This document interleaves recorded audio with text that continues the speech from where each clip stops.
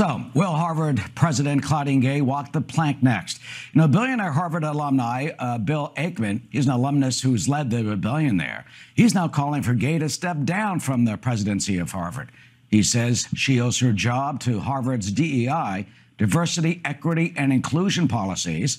And he also says that she and MIT President Sally Kornbluth, who also testified at that hearing, should both, quote, resign in disgrace. Joining us now is North Carolina Congresswoman Virginia Foxx. She's chair of the House Education and Workforce Committee, led that hearing on Tuesday. Congresswoman, welcome. Do you think that the Harvard president should keep her job? Well, that's up to the trustees whether to do that, or the Board of Overseers, I think they call it.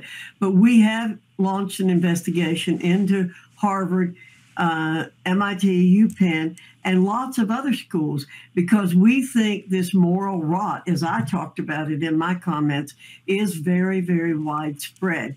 We want to do a thorough investigation, and we want to see where that investigation leads us. We don't want to prejudge what we're going to find in those investigations. We've been working on a reform for post-secondary education for a long time on our committee. We're preparing legislation to come forth for real reform. I've been working on this for a long time. And I think what happened at the hearing last week has shown the American people the need for that reform. And while I'm sorry about what happened on October 7th, obviously, I'm sorry that these presidents could not establish moral clarity for themselves and for their institutions. I mean, that's what they're supposed to do. That the American people are seeing this. I mean, Congresswoman, that's what they're supposed to do. These are the most elite institutions of higher education in this country. And they're allowing some of this on their campuses. Calls for genocide, river to the sea, and this sort of thing. Let me play you a little snippet of your colleague, Congresswoman Stefanik, talking to the University of Pennsylvania president. This went viral. Take a listen. I am asking, specifically calling for the genocide of Jews. Does that constitute bullying or harassment? If it is directed and severe or pervasive, it is harassment. So the answer is yes. It is a context-dependent decision, Congresswoman. It's a context-dependent decision. That's your testimony today. This is the easiest question to answer yes, Ms. McGill. So is your testimony that you will not answer yes? If it if the speech becomes conduct, it can be harassment. Yes. To context? What was your reaction when she was saying that? I mean, look, Franklin Delano Roosevelt went to Harvard.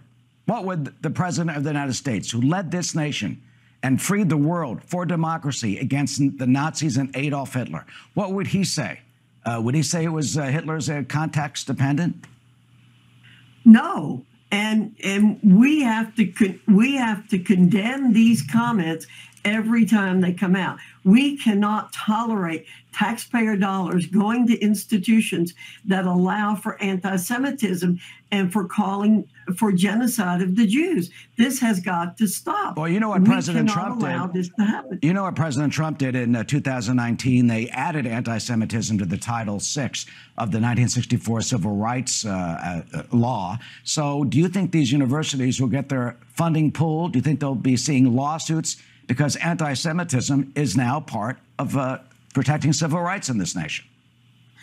That's what we look for in our investigation of these campuses and more.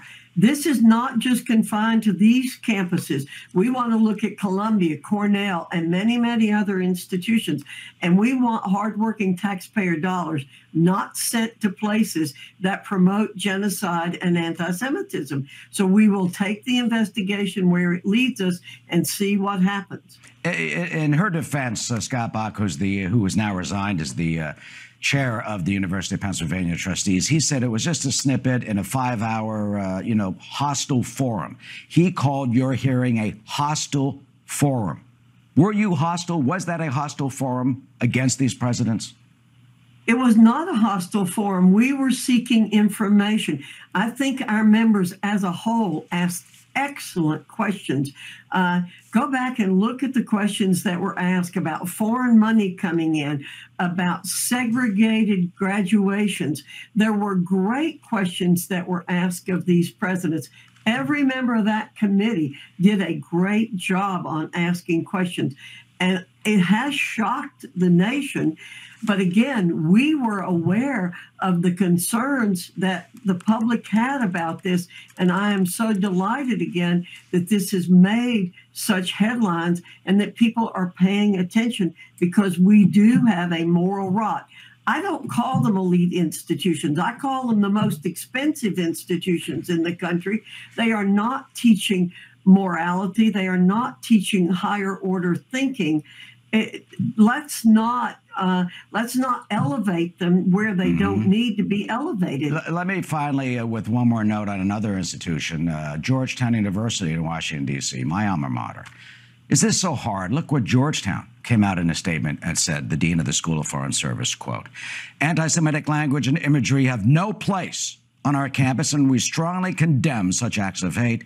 We will not tolerate behavior that imperils our ability to serve students and that undermines our school's commitment to open and respectful engagement in the face of the world's most pressing challenges. We strongly condemn anti-Semitism in all its forms, and we stand together with our community members of all racial, ethnic, and religious faiths."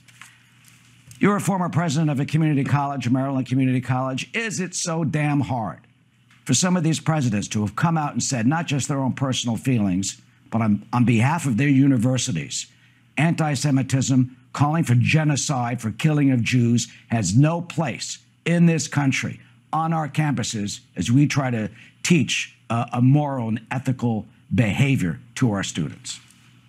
It should not be at all in the least hard. It should be so easy. This country was founded on religious freedom. Our number one freedom is that of religion. And it should not be difficult to condemn anti-Semitism and the calling for genocide of the Jews or any other people. But we are dealing with this with our colleges and universities. They have to be dealt with, and we are going to do that in our committee. Congressman Virginia Foxx, we look forward to the results of your investigation and your pressing forward on this and for your next hearings. Thank you for joining us. Thank you for having me.